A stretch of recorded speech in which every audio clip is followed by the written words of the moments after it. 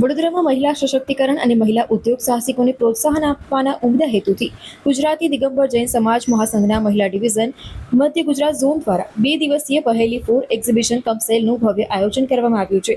તારીખ 4 અને 5 જુલાઈ દરમિયાન અલકાપુરી સ્થિત શ્રી દિગંબર જૈન સમાજ મંદિરના પરિસરમાં યોજાનાર આ પ્રદર્શન વેચાણ મેળામાં મહિલાઓ દ્વારા તૈયાર કરાયેલા વિવિધ હેન્ડમેડ, ઘરગથ્થુ, કલા અને હસ્તકલા આધારિત ઉત્પાદનોનું પ્રદર્શન અને વેચાણ કરવામાં આવી રહ્યું છે।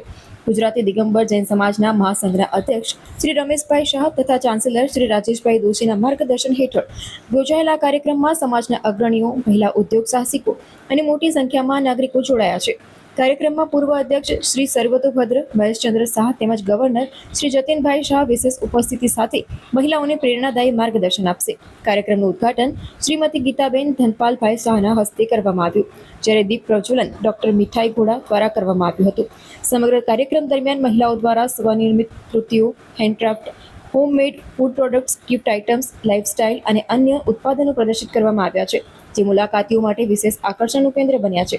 આ પ્રદર્શન માત્ર વેચાણનું માધ્યમ નથી, પરંતુ મહિલાઓની સર્જનાત્મકતા, આત્મવિશ્વાસ અને આત્મનિર્ભરતાને પ્રોત્સાહન આપતું એક સશક્ત મંચ છે। મહિલાઓને પોતાના વ્યવસાયને વિસ્તૃત કરવાની સાથે તેમની પ્રતિભાને સમાજ સમક્ષ રજૂ કરવાની પણ આ એક ઉત્તમ તક બની છે। આ 2 દિવસીય કાર્યક્રમનું સમાપન સમારોહ તારીખ 5 જુલાઈના રોજ સાંજે 7 વાગે યોજાશે। સમારોહ દરમિયાન શ્રેષ્ઠ અને આકર્ષક સ્ટોલને વિશેષ પુરસ્કારોથી સન્માનિત કરવામાં આવશે, તો સાથે જ પહેલી ફોર કાર્યક્રમનો સંક્ષિપ્ત અહેવાલ રજૂ કરવામાં આવશે।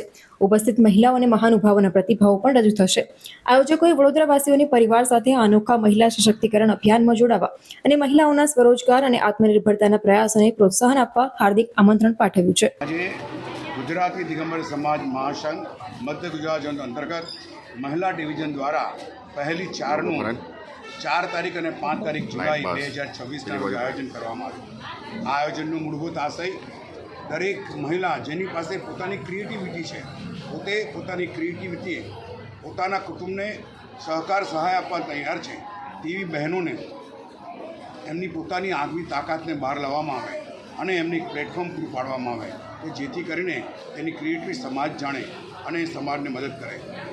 શ્રી દિગંબર સમાજ મહાસંઘ એ જૈનોના એકતા માટે, અખંડતા માટે અને દરેકને પગપર થવા માટે, એજ્યુકેશન માટે ખૂબ જ ઉમદા કાર્ય કરેલો છે। તેના ભાગરૂપે મહિલા ડિવિઝનના અમારા પ્રમુખ શ્રીમતી આરતીબેન અને તેમની ટીમ દ્વારા આજે પહેલી 4 અને 5 જુલાઈના રોજ આયોજન કર્યું છે, જેમાં કુલ 25 સ્ટોલ છે અને તેમાં દરેક સ્ટોલના જે ઓનર્સ છે એ ઓનરે પોતાની જાતે બનાવેલી આઇટમો અહીંયા રજૂ કરવામાં આવી છે અને જેથી કરીને પ્રદર્શન કમ સેલના આશયથી એમને પગપર થવાનો ચાન્સ મળે, કુટુંબમાં સહકાર મળે, એમને પોતાની તાકાતને પોતાને પરિચય થાય અને મહિલા સશક્તિકરણમાં ભારૂમ થાય તેવા આ મલ્ટિપલ આશયથી આ પહેલી નંબર 4નું આયોજન કરવામાં આવ્યું છે।